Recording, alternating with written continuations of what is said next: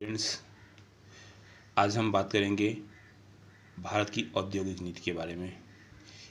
इससे पहले हमने भारत की कुटीर उद्योग, लघु उद्योग, इन सब के बारे में हमने पढ़ लिया है।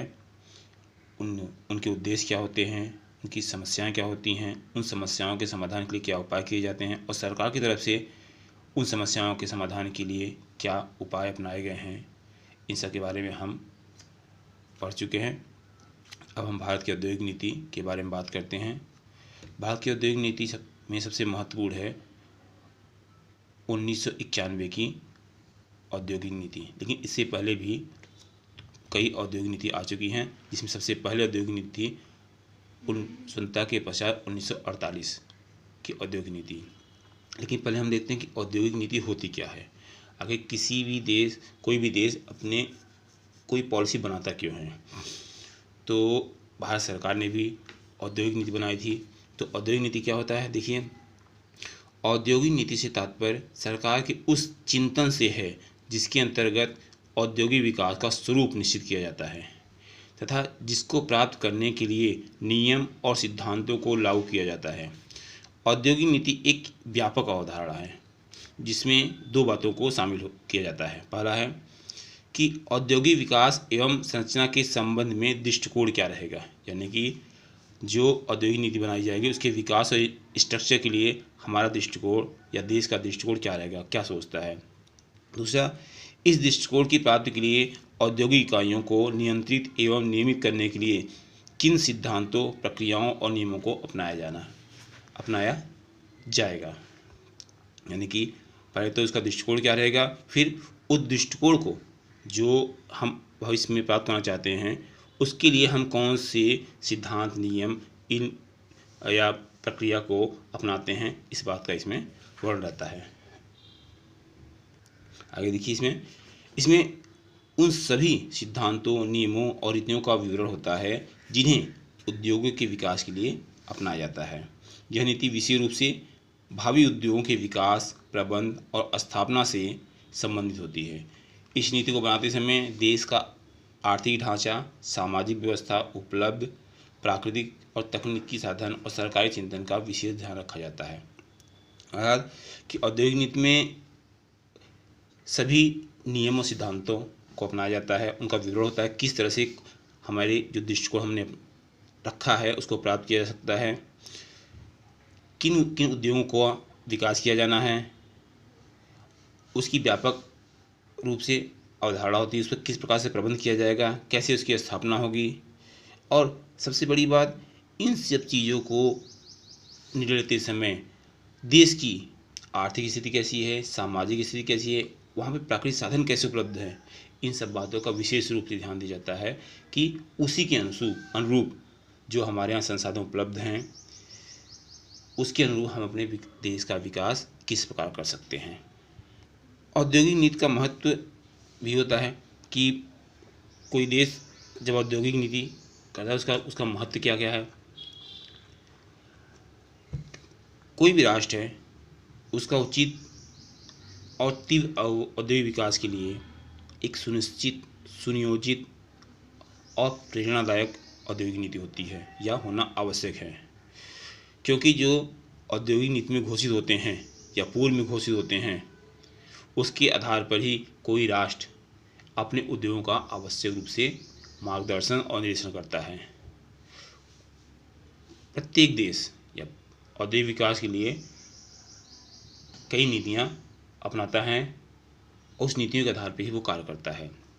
तो उसकी क्या क्या महत्व होते हैं, यानी औद्योगिक नीति जो बनाते हैं उसके महत्व क्या क्या होते हैं। देखिए, देश के औद्योगिक विकास को सुनियोजित करके देश की अर्थव्यवस्था को सुदृढ़ करता है। यानी कि कोई भी औद्योगिक नीति जो भारत सरकार या किसी देश की सरकार बनाती है वह देश के औद्योगिक विकास सुनिश्चित करता है, सुनियोजित करता है और उसकी अर्थव्यवस्था को मजबूत बनाता है। राष्ट्र को मार्गदर्शन और निर्देशन देता है, वो किसी देश को मार्गदर्शित और निर्देशित करता है। सरकार को निश्चित कार्यक्रम बनाने में मदद करता है। सरकार को कौन कौन से कार्यक्रम बनाने हैं किसी देश के विकास के लिए, भावी विकास के लिए, तो उसके लिए वो कौन कौन से कारण बनाए, उसके लिए वो औद्योगिक नीति हमें सहायता करती है। जनसाधारण को अपनी निश्चित जीविका का साधन बनाने में सहायता करता है। जनसाधारण यानी साधारण जनता को यह औद्योगिक नीति एक जीविका उपलब्ध कराने में सहायता प्रदान करती है। अब देखते हैं कि औद्योगिक नीति जो शुरू हुई थी उसकी क्या विशेषता है। हमारी औद्योगिक नीति जो पहले शुरू हुई थी ये हुई थी 1948 में।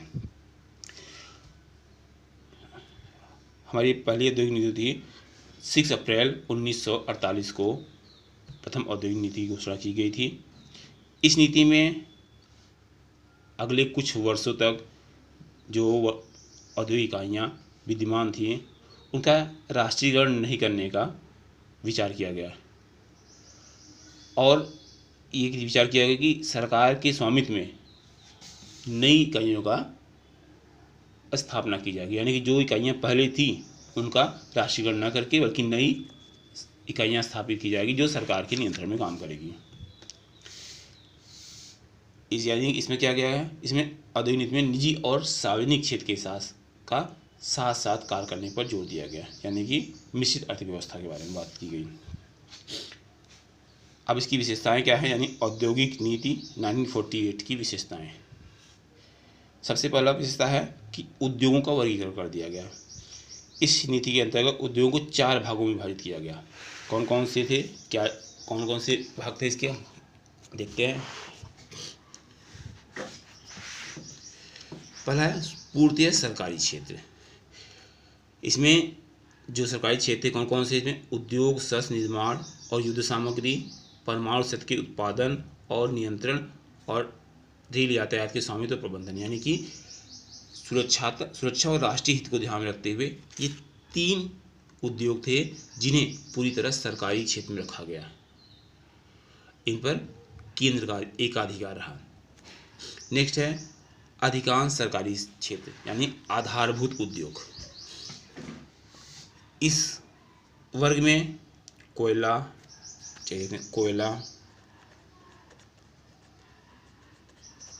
लोहा, खनिज और भी हैं, तार, बेतार यंत्र, टेलीफोन, पोत निर्माण, इन सब चीज़ों को रखा गया। यानी जो आधारभूत उद्योग होते हैं, किसी देश की अर्थव्यवस्था को यानी विकसित करने काम करते हैं, इंफ्रास्ट्रक्चर, इन सब चीज़ों को इसमें रखा गया है। इसमें यह कहा गया कि जो आधारभूत उद्योग निजी इकाइयों में हैं, निजी इकाइयों के क्षेत्र में हैं या काम कर रहे हैं, उन्हें 10 वर्षों तक निजी क्षेत्र में ही काम करने दिया जाएगा। उन पर कोई सरकारी नियंत्रण स्थापित नहीं किया जाएगा। लेकिन इससे संबंधित और जितनी नई इकाइयाँ स्थापित होंगी उन पर पूरी तरह सरकार का नियंत्रण रहेगा या पूरी तरह सरकारी क्षेत्र में वो कंपनियां जो हैं उद्योग स्थापित होंगे। फिर नेक्स्ट आता है सरकार द्वारा नियमित क्षेत्र। इसमें जो है कुछ आधारभूत उद्योग और कुछ उपभोक्ता उद्योगों को शामिल किया गया, जैसे सूती वस्त्र, सीमेंट, कागज, रबर, ये सभी उद्योग जो हैं सरकार द्वारा नियमित थे। कुल 18 उद्योग थे जो सरकार द्वारा नियमित क्षेत्र में आते थे। इन पर रूल और रेगुलेशन के लिए केंद्रीय सरकार की अनुमति आवश्यक थी, यानी उस पर रूल रेगुलेशन केंद्रीय सरकार की चलती थी।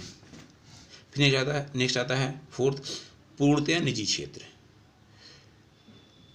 चौथे वर्ग में उन सभी उद्योगों को रखा गया जिन पर निजी उद्योगों का स्वामित्व है या निजी उद्योगों के क्षेत्र पूरे अधिकार में आते हैं, लेकिन इन पर भी सरकार का नियंत्रण रहेगा।